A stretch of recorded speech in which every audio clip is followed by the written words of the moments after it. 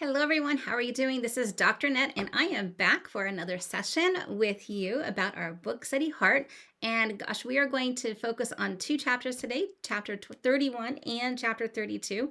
And we're going to continue our discussion about our thoughts and our wisdom and how that building knowledge is going to make an impact on our heart print that we leave up on our students.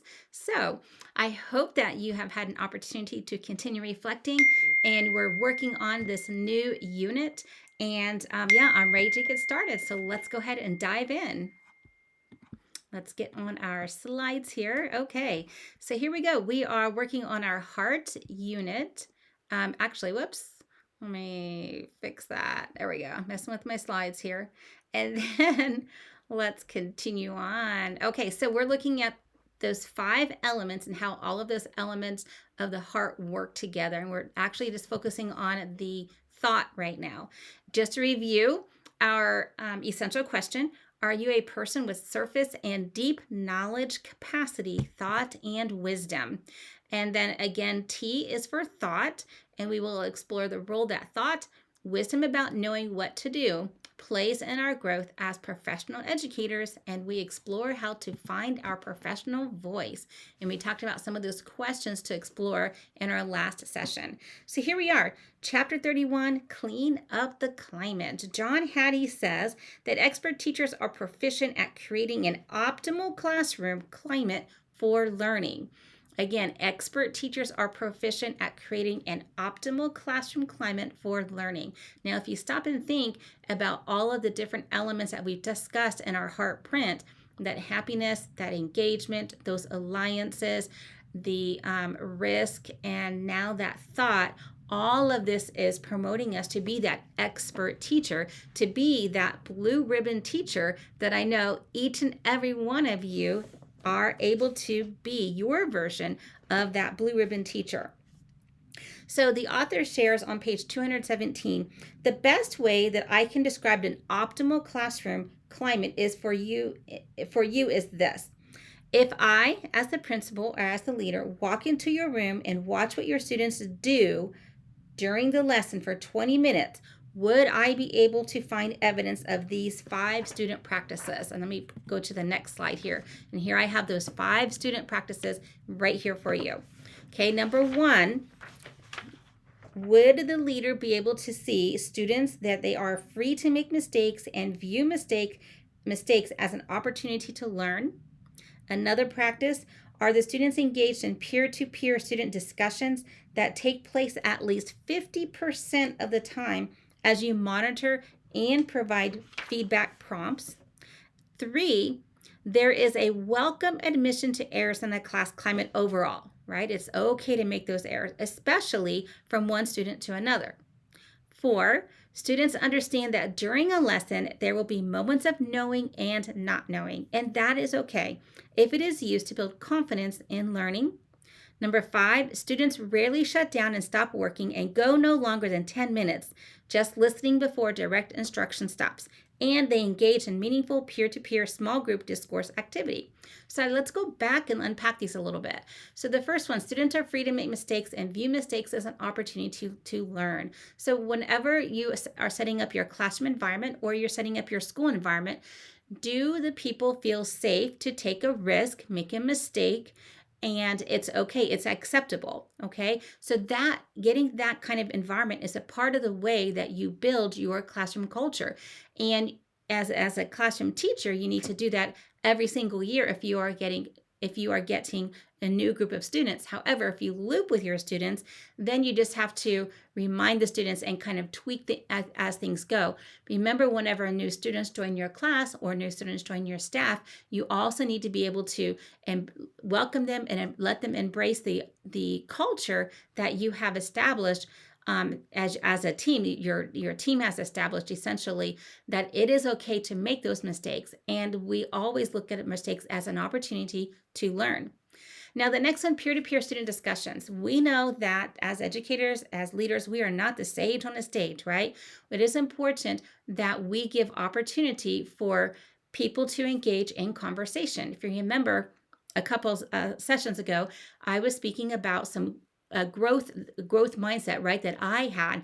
Remember when I first started teaching, because this is how it was done whenever I did my student teaching, all the students were placed in rows, all facing forward. And there was little opportunity for them to engage in discussion.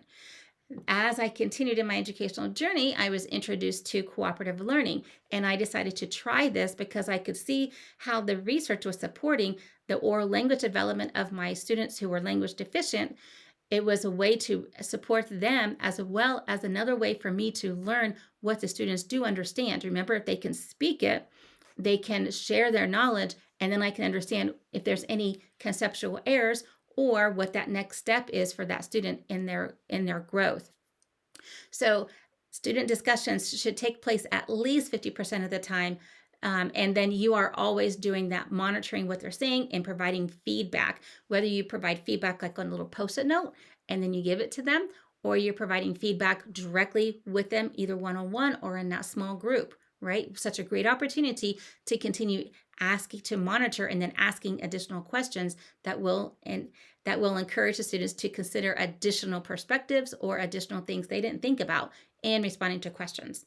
The next one, there is a welcome admission to errors in the class climate overall, especially from one student to another. So this is where the students are helping each other, right? If the student doesn't understand, then another student is able to help that student. Okay, so one student can help another student, and it's okay that they say, hey, can you help me with this math problem? I don't understand how to do it, right? So that is, again, a classroom cultural environment that you are and you're able to establish in your classroom or in your school.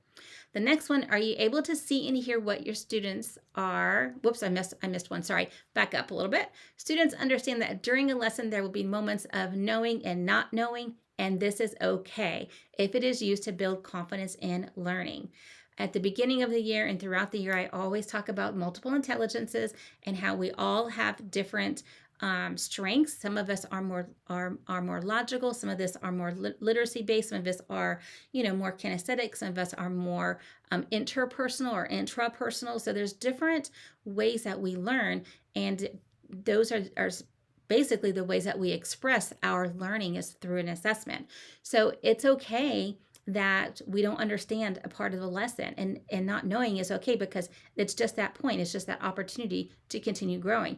As an educator, there's things that I don't know, and it's okay, because that's an opportunity for me to have a growth mindset and for me to continue growing. Now the next one. All right, so students, I feel like I missed one, right? Okay, now I guess not. Students rarely shut down and stop working and go no longer than 10 minutes just listening before direct instruction stops, and they engage in meaningful peer-to-peer small group discourse. All right, so again, you may have heard of the 10-2, right? So this means that teachers or people who, if you're leading a group, you are giving no more than 10 minutes of talk before you give 2 minutes for the people in the group to process, to answer questions, to reflect, to help make those connections. So in education, we call that a 10-2. 10 minutes of talking, 2 minutes for the teacher talking, 2 minutes opportunity for the small group discourse or peer-to-peer one-on-one discourse. Oftentimes it's a turn and talk, do a shoulder partner talk, or do a team huddle where they can talk and discuss the things that are happening, or there's a specific question that you're asking that they need to actually to answer, or they're working on an assignment or a task that they actually get to do. Okay, so I always think of 10-2, 10 minutes me talking and at least 2 minutes for the students to talk. Let me think. One other thing I wanted to share on that is, if you are familiar with whole brain learning, this is a perfect opportunity to really get the students engaged in that learning process.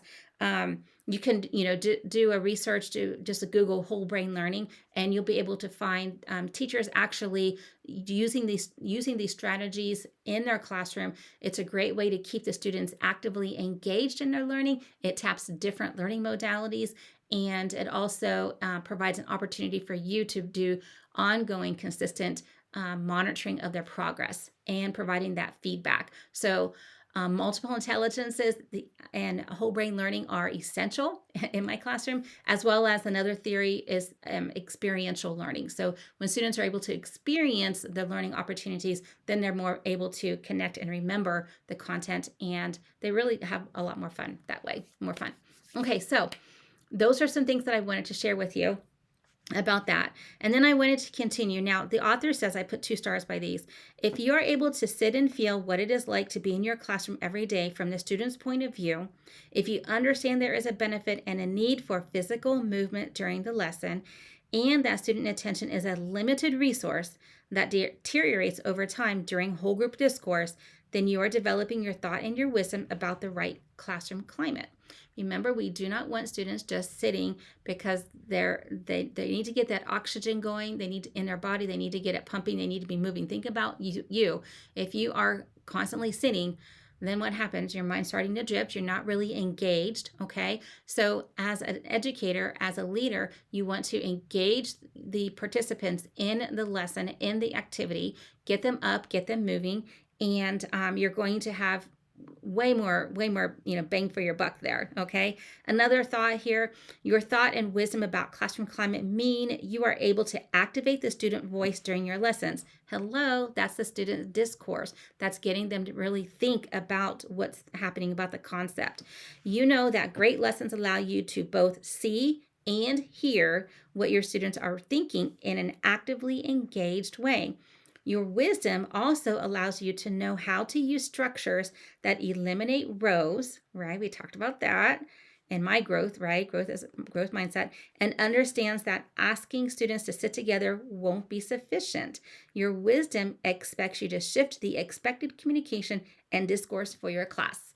Now, just because students are sitting together doesn't necessarily mean that they are engaged in learning. So make certain that you model and then you set parameters for the students, what the expectations are during that opportunity to engage in that student discourse. All right, my friends. So I hope that I've been able to share some important information for you here on this slide. Now I want you to take a look at the questions. It says, how do these 5 elements, those ones that we discussed, of classroom climate connect with and reflect on your current practice? And then I want you to think about what you could be doing. What can you change so that way these elements are evident in your classroom? The next question at the bottom: are you able to see and hear what students are thinking and doing throughout the lesson? And what happens in your classroom when students get stuck? What do you do and what do they do? All right, my friends. So lots of great golden nuggets in that short chapter. It was literally like 2.5 pages, or 2 pages really. So lots of great nuggets in there, and I hope that you've had an opportunity to reflect on those 5 elements about what it is that you're doing in your classroom and what it is that you can change to have that expert teacher in the classroom, or that expert leader in your school. Okay. All right, my friends. Again, we are all in the journey to be a blue ribbon teacher. And I don't think any of us ever get there because we are constantly learning to see what it is that we can do to excel, right? But our goal is to be that blue ribbon teacher, to be the best teacher that we can be for the students that we are blessed to work with. All right, let's take a look at the next chapter. All right, let's go back to our slides. And whoops. There we go. So this is chapter 32. This is the last one that we're going to focus on today. So it says, become a feedback fanatic. And what does that mean? A feedback fanatic. Recent reviews of more than 4,000 research investigations show clearly that when the formative assessment process is well implemented in the classroom, it can essentially double, yes, double the speed of student learning. My friends, isn't that a great way for us to be able to accelerate, to close that gap for lots and lots of students? Look at that, 4,000 research investigations. Okay, so that's 4,000 different pieces of research, and all of them clearly show formative assessment. Gosh, formative assessment is where it's at. Now, a couple sessions ago, we were talking about some assessments, right? And I did talk to you a little bit about the formative and the summative assessment. Now, those are 2 types of assessments that we use in education: formative and summative. And then there is criterion referenced and norm referenced, okay? Now, the formative assessment, those are things that are happening ongoing. You are always forming an opinion about how the student is doing, working towards their standards based upon what the evidence that the student is presenting to you. Then you take that information, and then you are making a decision about what you are going to do next to support that student. Okay, that's formative. That can be done during a discussion that you have with the class as a whole. It could be done when you're going to different groups and listening in on conversations and providing some feedback, some prompting for the students to continue delving deeper into their learning. It could be a quiz, it could be an assessment, it could be a unit assessment, right? So that formative assessment is something that is ongoing. Now, the other assessment is called a summative, and a summative is often what we think about as the end of a unit, the end of a section, the end of a semester, the end. Okay, because we're taking the sum, right? Think of the word sum in addition, the answer whenever you are adding, right? We're adding all of these different components together to find out exactly how that student's doing. Now, what I want to encourage you to think about is how can you use, if you are using summative assessment, thinking about that, how can you use that data as a piece of formative assessment, right? As a piece of formative assessment to further engage the student's learning. Okay. One of the things that I have like some little question marks, and these are just some really, really great questions I want you to think about. All right. So, one of these questions here is, are formative feedback and assessment the same as checking for understanding either during instruction or when you pass back a unit, quiz, or a test? Okay, we just talked about that a little bit. One of the things that I do anytime I have an assessment for my students, whether it's a formative or a summative, but my summatives are technically a formative. But what I do is I always give students an opportunity to correct their errors. And if they scored less than an 80%, in my classroom, I always kept 80% as the target.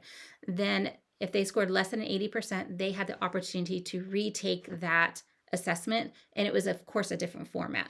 But they had to demonstrate and tell me, they had to write me a paragraph or two about what it is that they were doing to prepare for the next assessment. Okay. And you would not believe just that change that I made, how it impacted the students' growth, the students' learning and their achievement. But more importantly, it impacted their own engagement. It impacted what it is that they were doing with their learning. Okay, they were connecting, they owned their learning.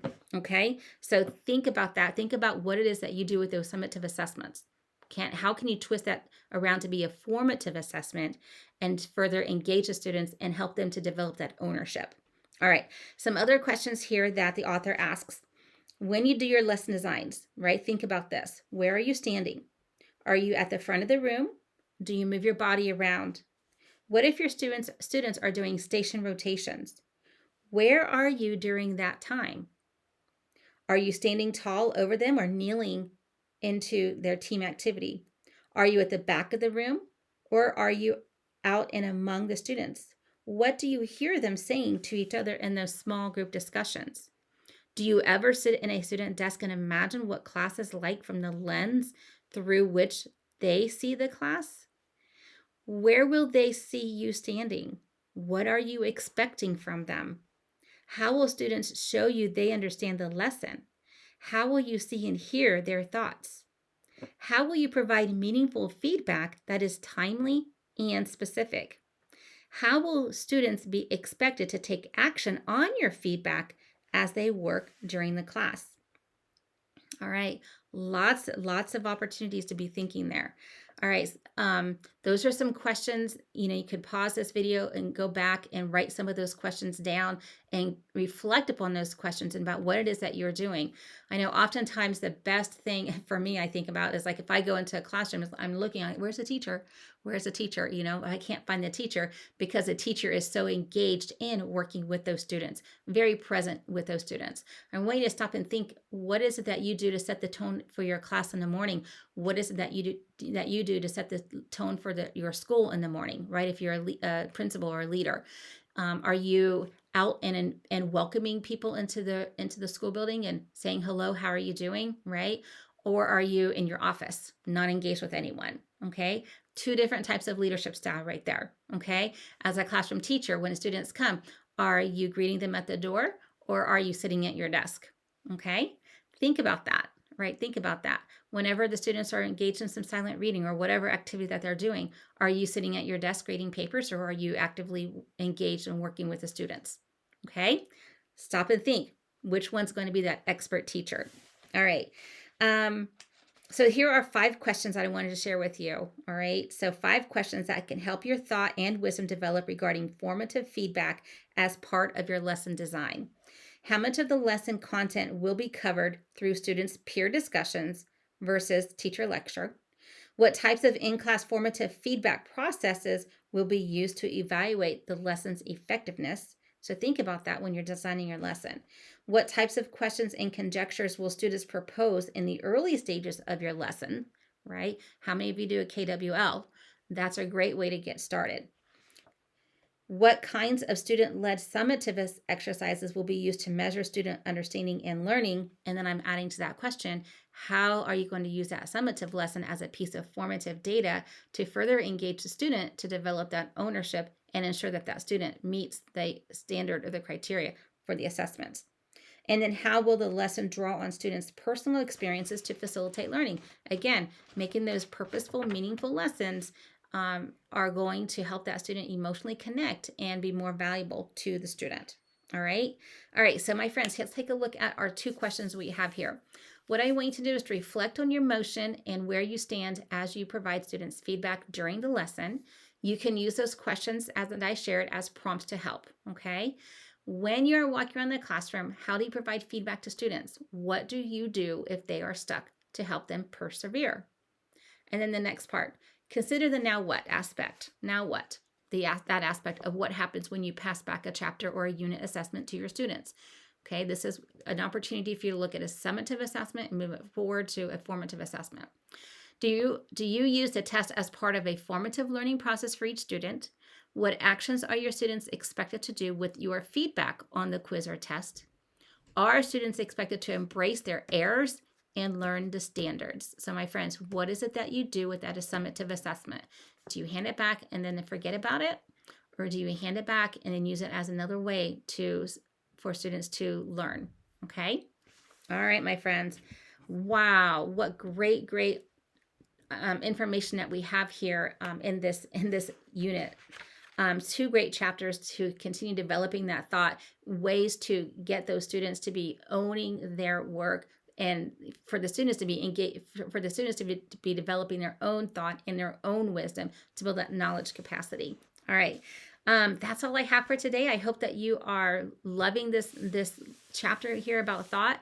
We have 2 more to go, chapter 33, and then those final thoughts. And I'll see you in the next session when we are going to wrap up our learning. It's hard to believe that we have finally come to the end of this book, but but there's been a lot of great reflective learning going on for me, and I hope that you have also experienced that as well.